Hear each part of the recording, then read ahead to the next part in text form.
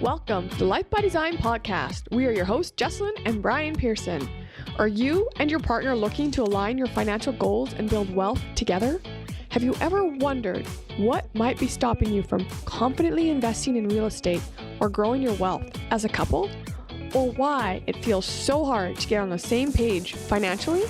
That's exactly why we created this podcast and the Riches, Relationships, and Real Estate program to help couples like you invest confidently and achieve both your financial and relationship goals.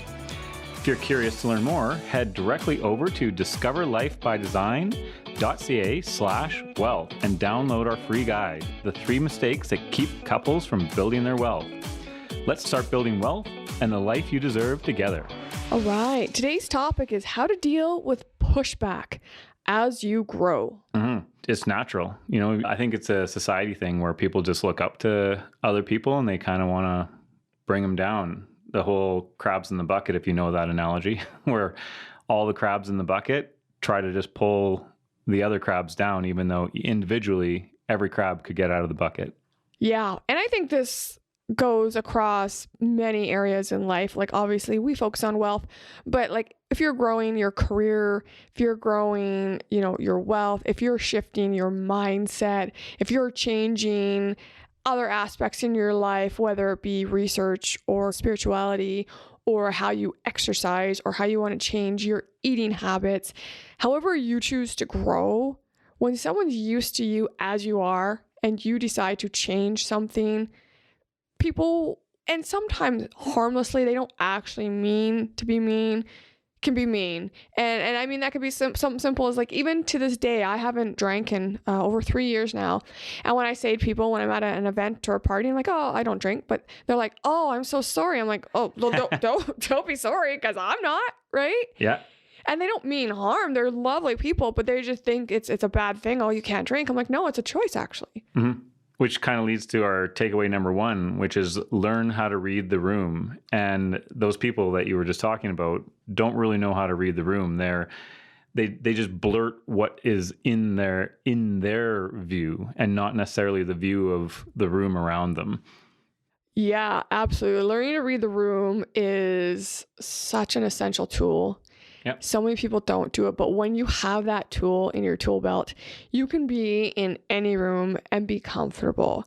Even if the conversation isn't maybe where you want it to be, you'll know what to say and kind of when to say it if you can read the room, the people in it, and maybe how they will respond to whatever conversation you're looking to have. Yeah.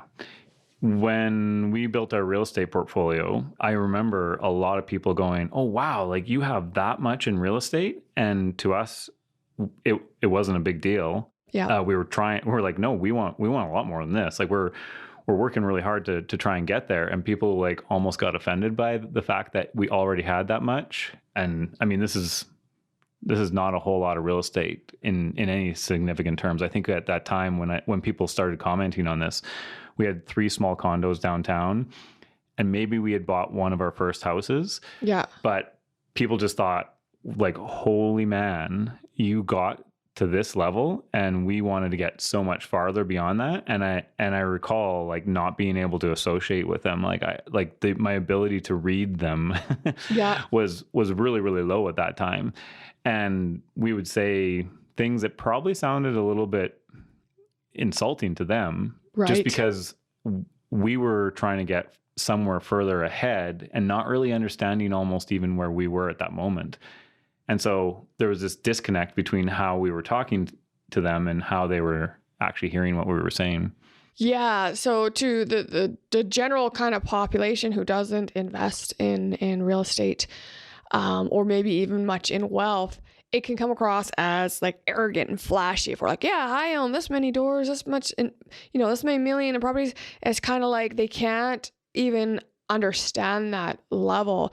So it's hard for them, and it makes it hard for you to have the conversation.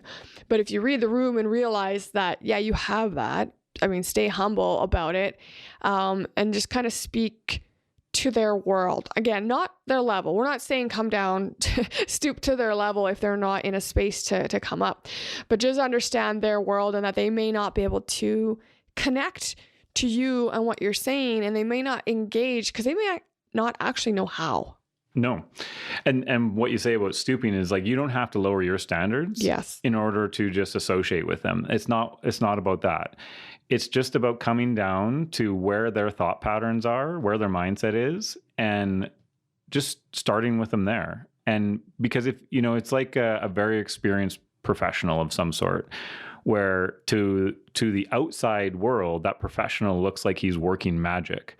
But really, he's just got like 10 or 20 years experience on it. Yeah. And he's skipped all the steps, like from A to magic. And so if you start with the magic, people just don't understand what you're really doing. And so you got to come back down to like A, where they are, and start walking forward with them from there. That's really what reading the room is about, is like, where are you now in your journey? And let me meet you there. Yeah. And I find that, so I've shared this before, that I'm a project manager in IT, and I work with a lot of people on a daily basis. And my life here, where I'm building my wealth, investing in real estate, coaching, speaking, being an author, is a whole different life. And I know most of the people I work with can't even imagine, never mind understand that world. And so I just don't speak about it when I'm in meetings with them, or even if I'm out for lunch, unless I know that they're familiar with my world and they're asking me questions. I don't necessarily openly just start talking about it, because it can intimidate them for sure. Yep. It can make them feel very small when they're like, "What, you're an author? What, how do you have time to be an author? Like, I can't even find time to wash my hair on a Tuesday." You know, I mean, it sounds so simple, but they can't, and they get into overload, and then they just start kind of doubting themselves, which you don't want them to do either. No. But on the flip side, I also don't hide it. Like, be okay to shine the bright star that you are if you're excelling in life in whatever that looks like. And so when it comes to developing yourself and your mindset and growing who you are personally more positively and more with wealth, read the room and just know that sometimes it's meant to be kept to yourself and to your dearest friend or your spouse or whatever within your household. It doesn't need to be shared across the world. You can grow your wealth quietly and still be very successful and shine and get to where you want. And you probably will even do it quicker and with less doubt and fear if you do it more in your quaint little circle than if you're shouting it from kind of the mountaintop, where you will get your naysayers. You will. We know most people have in our circle, but if you can avoid the energy that takes that to deal with and just keep focusing on being positive and building, you'll go so much further faster. Yeah. And speaking of naysayers, that's one thing that's going to come along with your growth, whether it's your growth personally, whether it's your growth in wealth. The more you grow, the more people are going to come out of the woodwork and naysay what you're doing. It goes hand in hand. And the harder you push towards wealth, the harder the naysayers are going to push against you, and the more of them you're going to find. So unfortunately, that's one of the things that you really have to develop, is a thick skin to deal with those naysayers, because they're going to come. Absolutely. And that, I think, rolls well into our takeaway number 2, which is you'll find people are threatened by you. Mm-hmm. And that could look like resistance, jealousy, people judging you, making all kinds of comments. And some of them are very well-meaning, like family members. They don't want to see you get hurt. And that could look like failing. They don't want you to fail, because then you're going to get hurt. And so they're going to speak up and be like, "Oh, you shouldn't do that. And that's not safe. And that's not wise. And I don't think I would recommend that." And I know we kind of experienced a little bit of that with your parents. Yeah. Both of our parents in different ways. My parents, it was, we were shouting from the mountaintop back then. We were. That's really what was going on, is it? Yep. And it was 100% our error. We were not reading the room of like what my family dynamics was. Yeah. And so we were like, there's this thing and it's called real estate investing and like blah, blah, blah, blah, blah, blah, blah. And everything we did was around real estate investing and how excited we were to grow inside of this new game we had found. Yep. And my parents didn't want to hear anything about it. They listened for a little while, and then somewhere in their mind, eventually it snapped, and they said, "This is not the family we want." And they said, we no business, no real estate talk at all during family gatherings. And we were kind of like, but we're like, hurt. yeah, it was a little bit hurtful, but again, we were completely inexperienced in how we should go about that, because we were incorrectly shouting from the mountaintop.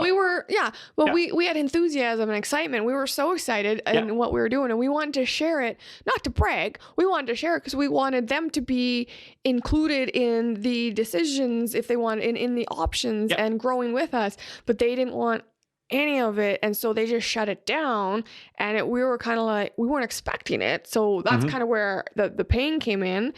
And so it took us some time to kind of assess what happened there. And then, well, it comes down to people aren't going to move if they don't want to move. Yeah. And that was our mistake, where we didn't realize that there was a lot of people around us that were just really wanting to stay exactly where they were. Yep. My parents wanted to just keep the family dynamic exactly like it was. Yeah. So to have business introduced into the family dynamic was a no-no. And we didn't recognize that at first. Yeah. And then we started to realize, okay, you know what? Really all they want to do is make sure we're safe, make sure we're loved.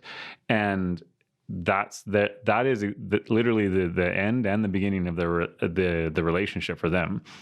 And so we're like, okay, you know what? Like, great experience, helped us learn.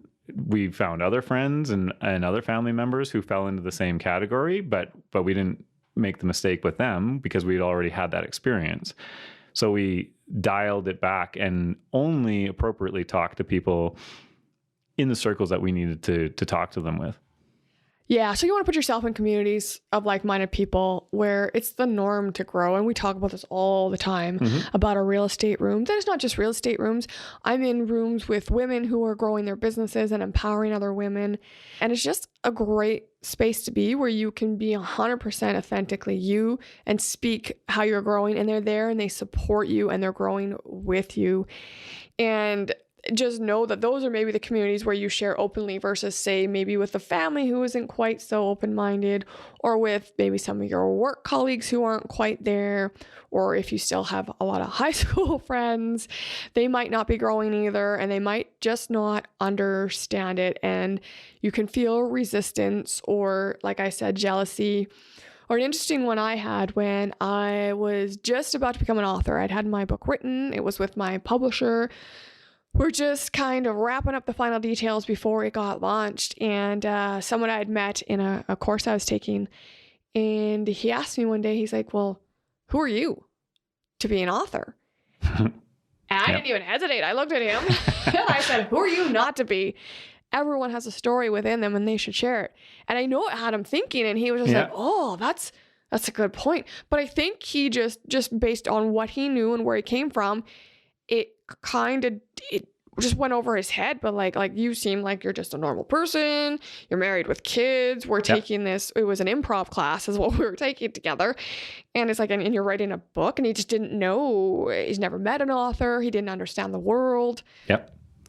Normal people think that authors and speakers and celebrities aren't normal people. Yeah, we are. The reality is that they are normal people, and like we have friends that are very experienced. I have a buddy out in Toronto that has a multi $10 million, like tens of millions of dollars portfolio. Yep. And he saw one of your photos for a magazine that you're going to be in shortly here. And it's a really good picture and a really good article, and even this guy who's very experienced, has lots of connections, said, just somewhat jokingly, but also a little bit of jealousy in there, said, like, remember the little people when you guys get too big.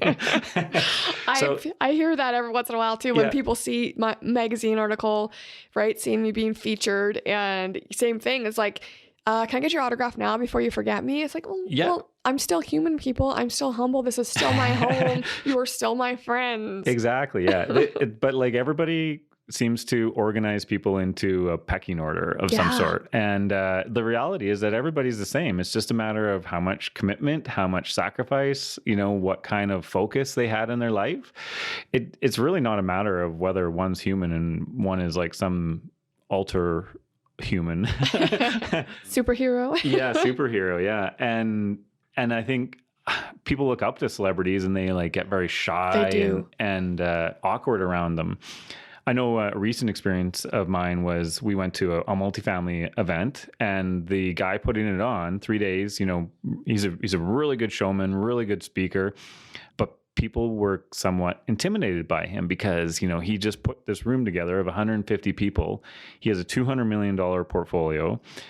They looked at him like he was somehow untouchable, like they should not be going and talking to him. And I remember at one break, I said to my friend, like, hey, let's go talk to Alfonso, the guy who was running the show. And he's like, what? Like we're going to go talk to him? And I'm like, yeah, let's go talk to him. And we just went up and like chatted like three guys that would chat together over beers or anything else during this break. Because he's human. Like, you can go and you can ask him questions just like you would ask your coworker, ask your family member. They aren't like so far beyond you that they're going to look at you and think your questions are weird or think that the things that you're approaching them about are weird. They're just human. Yeah. And I find you get so much more, I don't know if autonomy or freedom is the right word, when you realize all humans are human, and you approach them as a human as opposed to a title. Yeah. Right. And I say that because I work for the police, and I've seen over the years just some of my team members were not going to do certain things because of whom they had to speak with. So if it was the chief or a white shirt who is just under the chief, they like won't even say excuse me to pass them in the hall. They will actually stand aside and wait until that person is ready to move. And it's like, are you kidding me? Like, because somehow it's rude to ask someone to excuse. Yeah, so you can pass by to get to the kitchen or the bathroom or whatever it is, and it's like, it's incredible to watch human behavior. It's simply a title, and it's very intimidating for them. Yeah. And I know something I want to touch on here also quickly is, because I've heard it a lot over the last 4 or 5 years as we're growing. You hear some people who are doing very well for themselves, and they say it's lonely at the top. And I always question this. And then as we slowly moved up and we shifted who we hung out with, I kind of went, you know what? I don't agree with it personally. I can see how it's lonely at the top for sure, but we've just chosen to surround ourselves with people who believe in us and want to be around us. And so, well, do we have less friends now? Yes, but we have quality over quantity. And so I wanted to note that, well, when you hear it's lonely at the top, the way we've experienced is there are less people in your life, yes, but the people in there are so amazing. Yeah. As you climb up the mountain, the air gets more rare, and so do your friends. Yeah. But the quality of your friends and the view as you get up the mountain turns a lot better. Yeah, exactly. And so what is takeaway number 3? Well, people might have to be left behind. That's exactly what we were talking about. Yep. If people in your life resist and actively talk down about your growth, it might be the right move to reduce your time with them. And I know I've shared on previous podcasts that just 3 years ago, I just decided I was ending, or maybe I decided how to shift my relationship with my younger sister. And that meant zero communication. I was just done with her negativity and her jealousy and her threats. And I was like, this is not what I want my kids to learn and see. This is not what I want introduced into my family. This is not helping me grow in any way. And so I said, okay, enough's enough. And while it wasn't as simple as I'm making it sound, because I had to work through a lot to get there and understand my emotions and my thoughts around that, it by far was the best decision for me and our family. Yeah, and that's a really good example of how to go about it. So if you want a tip for the listener out there, you don't have to just all of a sudden decide that they don't fit in your life. Some people just don't know. Yeah. And if you can come to them and have an honest conversation about what you're aiming for in life, they're going to do one of two things. They're going to just not understand, and they'll maybe come back to you in a little bit, or they're going to be like, hey, you know what? Like, that sounds really cool, and I might want some of it too.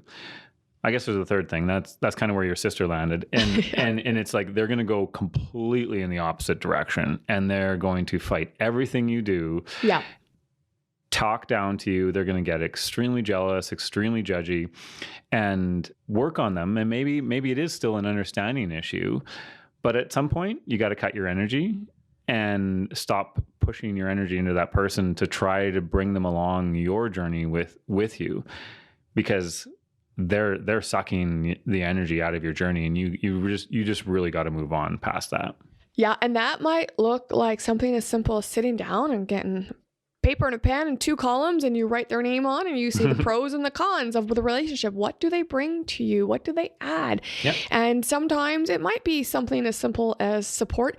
Maybe you feel you're the one always reaching out to someone, and that takes energy. But if they give back, meaning when you reach out, they connect with you, and when you spend time with them, it's like you're like in paradise, because you just are just great friends, and they get you get each other, and you can be yourself. Then that's a great relationship to keep, right? But if you're constantly reaching out to someone and they're not responding, or they're constantly reneging last minute and not showing up, whatever it is, maybe assess whether that relationship is meant to be a longer term one. It might be one you reduce and reach out once every couple months instead, or you know what, let it hang out for a bit and see if they ever come back. I've done that to a few people. Yeah. I'd be like, okay, you know what, I'm done reaching out to this person. If they know my number, they know how to get a hold of me. Yep. And some have never reached out again. I went, okay, it was meant to be. Yeah, it will be meant to be. Yeah. And that, like, really, that comes down to, you know, how do you really decide who's going to get left behind and who's not? There's the write down the pros, write down the cons. One of the things that I like to do is just observe growth. So if you can see them growing along with you, maybe it's not at your pace, but maybe they are starting to move forward, then that is, to me, is a sign that, like, hey, you know what? They're willing to come on a journey with you. They're willing to, like, you know, build up their muscles, build up the steam behind their journey, and perhaps one day catch up to you even. Yeah. Now, I want to be clear, that's good for any kind of friends, associates, acquaintances, even like siblings, cousins, that kind of a thing. But when it comes to like the near and dear, like say your parents, for example, they might never want to grow the way you are. They might not have the ability either, as we are gracefully entering aging parent time. So maybe just look at what that relationship gives you and what it's for. Like, for example, your relationship, your mom, she just wanted a relationship with her son. She just wants the best relationship she can have with her kids. Yeah. And so you had to take that away and reflect on, okay, what does that mean? And what does that mean when I'm with my mom and my family? And I know you really had a big mind shift around that to how you saw your mom, how you dealt with your mom, how you spent time with your mom. And when we're with your parents, you're right. We no longer talk about like business, real estate, anything like that. I mean, if they ask, sure, we'll answer it, but that is not what we talk about. And we just realized they're your parents, and same with mine. They're our parents, and they've done a lot for us. You know, I give a huge shout out to any parents out there, because that's a huge responsibility to be raising children. And now I look at it as a give back. It's like, yeah, maybe my parents, for example, they will never be financially independent. I've had to accept that. So what does that mean for me? And what does that mean for my relationship with them? And I had to also come to terms with it and just say, you know what? I love my parents. I want to spend time with them when I can. I want to be here for as long as they're here. And that looks like just being open to the relationship it is, and not pushing them, not pushing my opinion on them, not making suggestions that they definitely don't want to hear from me, and just being their daughter, right? And you're just being the son to your mom. So we're saying like, don't just shove your parents out because they don't understand that you're growing. We're not saying that. That could work definitely for some maybe friends who are adding negativity, but parents hopefully not are adding negativity. They're just more adding, they want you to be safe. They love you for who you are and they don't want to see you hurt. And that's the space they speak to you in. Yeah. It's the same thing as your sister. So instead of pushing her out, you just completely reframe the relationship with her, which meant I'm not putting any energy, I'm not putting any communication into this. Yeah. Like it is going to be a zero-sum game on my side. And friends might have to go down that path too, where you like you said, you just stop communicating with them. Yep. And that it's not necessarily the end of the relationship. It's just the reframing of how that relationship goes down. And for my mom, I was pushing a better life on her because I saw a better life for her. Yeah. And that's not what my parents wanted. And I had to, I was blind to see that my parents were happy. They were comfortable. They enjoyed their life as it was. And the life that I saw for them was just not in their cards. And so they had to explain that to me. And I had to accept that.